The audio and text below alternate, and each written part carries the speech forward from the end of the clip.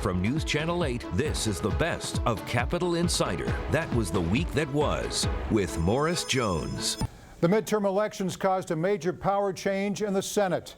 Our political panel breaks down the Democratic strategy, Obama's response, and the immigration issue. Plus, the race to the White House. Will the Republican tide take the presidency in 2016? Our consultants place their bets. And later, the politics of tech policy.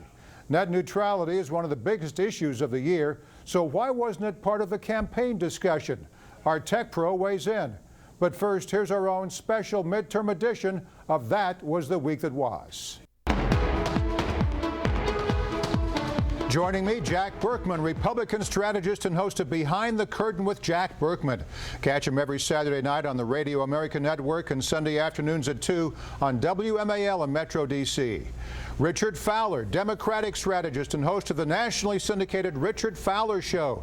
Download his podcast at fowlershow.com. Sherilyn Harley-Laban, Republican strategist and former senior counsel to the U.S. Senate Judiciary Committee. And Erica Canuti, Democratic strategist and senior director at Purple Strategies. Well, the dust has settled. After a long and costly campaign cycle, Republicans take control of the Senate. We are heading to Washington. And we are going to make them squeal. Referencing her famous TV commercial, going into the 2014 midterms, Democrats faced an uphill battle. Presidential approval was low and voters were unhappy with the current Congress. But even in states where Dems felt comfortable, they lost. Richard, what happened to your party?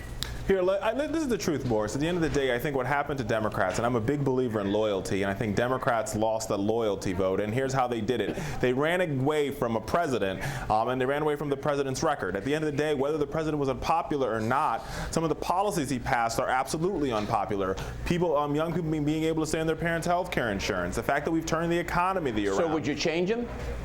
Would you change those policies if they're unpopular with the people? Well, no, I think the reason why his policies are unpopular, Jack, is because you guys have spent so much time demigogging them. It has nothing to do with the actual impact of the policy. But if the public doesn't like it, why don't you change it? Isn't this a democracy? Well, right? listen, it's very clear the Republicans don't like Republicans. The public doesn't like Republicans either. I mean, their approval rating is lower than Democratic approval rating, and I think either way. Right, but they certainly did not like the policies of this administration. I mean, everyone has seen the exit polls. They think the country is on the wrong track. They're concerned about the economy. For one thing, we had the war on women. That was a big campaign in Colorado. It didn't work, though, Erica. The issues have moved on. Well, I think that the reality is that women's issues are not just reproductive rights. They are the economy. It is minimum wage. It is equal pay. It is health care. In terms of health care, yes, the bill is still pretty unpopular, but 57% of people either support the Obamacare and the Affordable Care Act or want it to go further. The day after the election, President Obama addressed the nation. To everyone who voted, I want you to know that I hear you. To the 2/3 of voters who chose not to participate in the process yesterday, I hear you too. In most cases, you have to read between the lines of a political statement. Jack, is the president insinuating that Republicans only won because voter turnout was low? It's a very interesting comment, Morris. I think the president almost is kind of dissing those who voted. It's almost like saying, well, you don't really matter. Exactly. You don't really matter. Oh, Those who didn't vote matter. Let me tell you something. And you see where Richard, you see where Richard and Erica, they really are great national spokesmen for the Democratic Party because they reflect Obama's attitude. Right. The real question is how are Republicans going to govern? And I think that's the question that the American people are trying to ask themselves. Well, that's the interesting narrative, Morris. You know, when Democrats... Wait a second, Sherilyn. For the past 4 years... But you cut me off, actually, Richard. Wait a second. For the past 4 years... I'll cut you all off, because wait a minute, Richard. Let's talk about perception. While Dems viewed the midterms as a message to work together, Republicans saw it as a rejection of Obama's policies. President Obama said very clearly that his policies were on the ballot, and voters were very clear in return. They want nothing to do with the policies of Barack Obama and Hillary Clinton. Up and down the ballot, these were the president's candidates.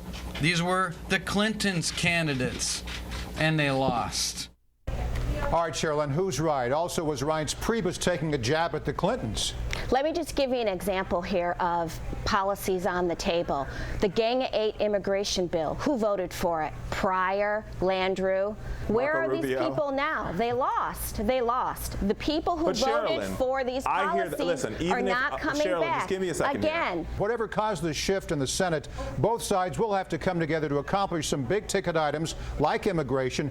Erica, can they get it done, or will gridlock get even worse? Well, immigration, the bill that was passed in the Senate was a bipartisan bill. I mean, that was supported by Marco Rubio. That was crafted with a number of Republicans at the table. That was a bipartisan bill that was given to the Republican House that the Republican House rejected. What about the Affordable Care Act? Jack, will Republicans offer up measures to repeal the president's signature health care law, knowing that Obama won't sign it? Oh, I think neither McConnell nor Boehner Morris would want to do that because they're afraid that, you know, once bitten, 3 times shy. They're afraid. Obama's won the spending showdowns. Here's the problem with that, Morris. Republicans continue to talk about how we need to repeal the Affordable Care Act, but they have not talked about how to replace it. What happens to what happens to that young girl in Alabama who has asthma, who can no longer get health insurance? What happens to that mother who just had a baby, who's now considered well, now look, they're going to pick their fight with this. The Medical Device Act, taxing things like that, little things like that will get fixed. We're going to continue this in just a second. Let's take a break. Up next, I'll continue with our all-star panel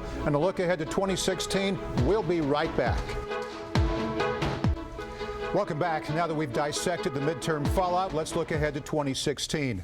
The presidential campaign cycle has officially started, and the playing field is already crowded.